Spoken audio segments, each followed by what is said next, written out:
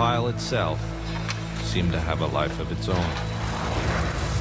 It spewed fire when we dug into it. The ground continued to burn. Les Robertson publicly reported that 3 weeks after the collapse, live fires burned and molten metal still flowed underground. You see how this debris is still smoking? That's from the fires that are still burning. 8 weeks later, we still got fires burning. Steel-toed boots is one of the biggest things. Out still on the rubble, it's still, I believe, 1,100 degrees. The guy's boots just melt within a few hours. In November 2005, physics professor Stephen Jones of Brigham Young University published a 25-page treatise on the collapse of the Twin Towers and Building 7, applying the laws of physics to the official story. From an interview on MSNBC. As we read in the FEMA report, it says here, and I put this in my paper, of course, the best hypothesis, which is the only one they looked at, fire, has only a low probability of occurrence. Further investigation, analyses are needed to resolve this issue, and Professor, I agree with that. I am sorry that we are out of time, and I'm not sure that... Whoa. One other thing I want to mention about... Okay, if you can hit it, hit us with it quickly. All right.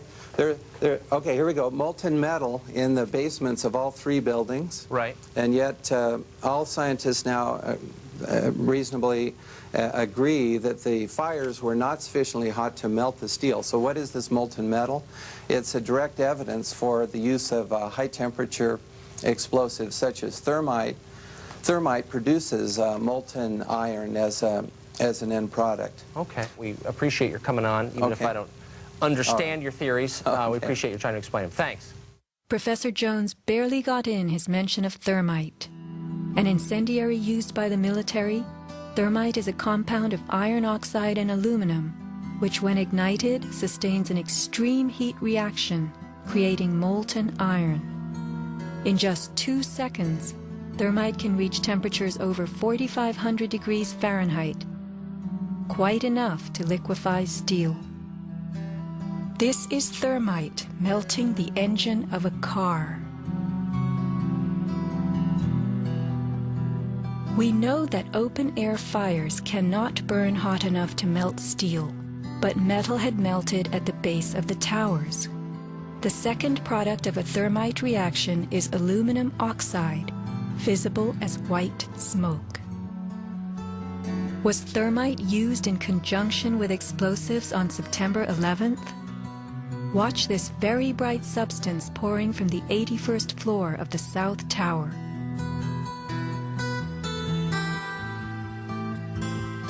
And white smoke appeared at the base of the building.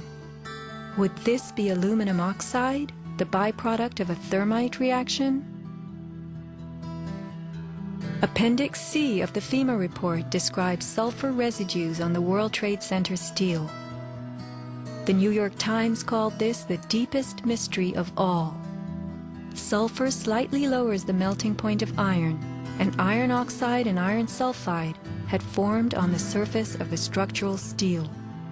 Sulfur used with thermite is called thermate, producing even faster results.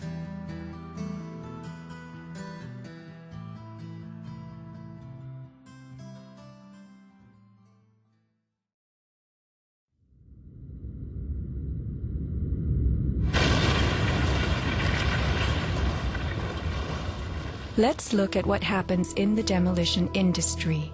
Taking down large structures requires preparation. Powerful explosives and heavy equipment are used in advance to weaken the foundation and bottom sections of a building before additional explosives and gravity bring the rest of it down. The words of a senior blaster.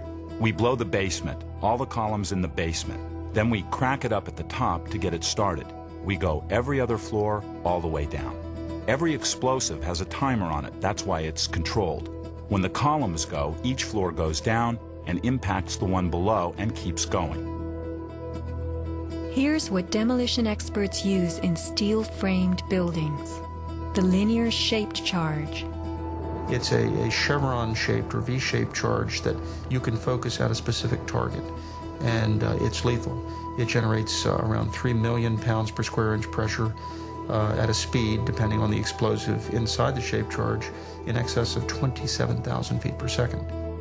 Besides the unfathomably powerful shaped charge, blasters have a lot of tricks. There are over 1,000 different types of explosive. Different because they detonate at varying speeds. This is detonating cord, and this burns at about 21,000 feet per second. Comes in all colors, pastels too. With the use of delays, we can control pretty much where the debris lands. We can control vibration. We can control noise levels. Timing and delays are the key to just about everything in our business.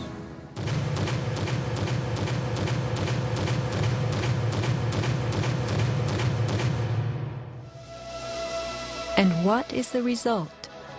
The thing that pleases me is the fragmentation and the control.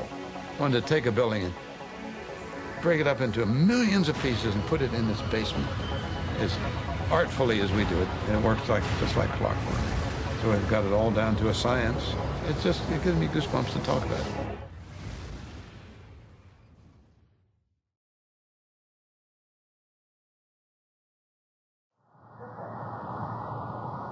Were the underground explosions intended to blow out the Twin Towers' basements, followed by blasts heard inside the buildings of shaped charges slicing the core? Because of the secondary explosion, we've got numerous people covered with dust from the secondary explosion. Demolition pre-weakening usually takes place well in advance of the final blast, but at the World Trade Center, critical prep work might have had to occur in a very compressed time frame in the panicked aftermath of the plane strikes.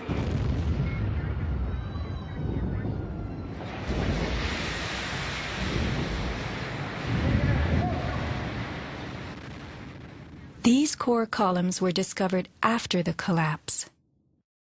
The angled cut occurs in exactly the manner that shaped charges slice through steel beams to control the way they fall. Notice the hardened, once liquid metal.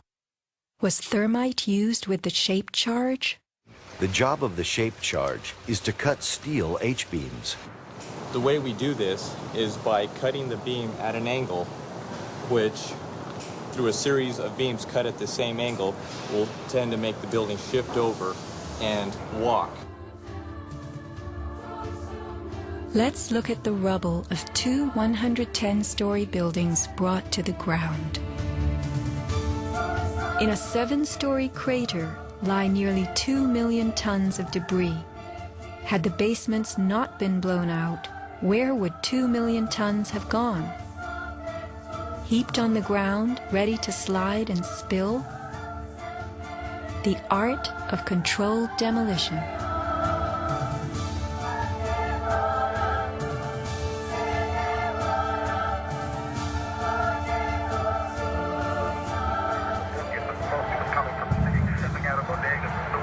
Remember the pre-collapse and mid-collapse explosions caught by Richard Siegel's camera on the Jersey Shore? Were these the blasts that took out the core and upper basements just before the final crumble, a mind-boggling sequence of computer-controlled delays that blew the exoskeleton, pulverized the concrete, to bring the whole structure rolling to the ground?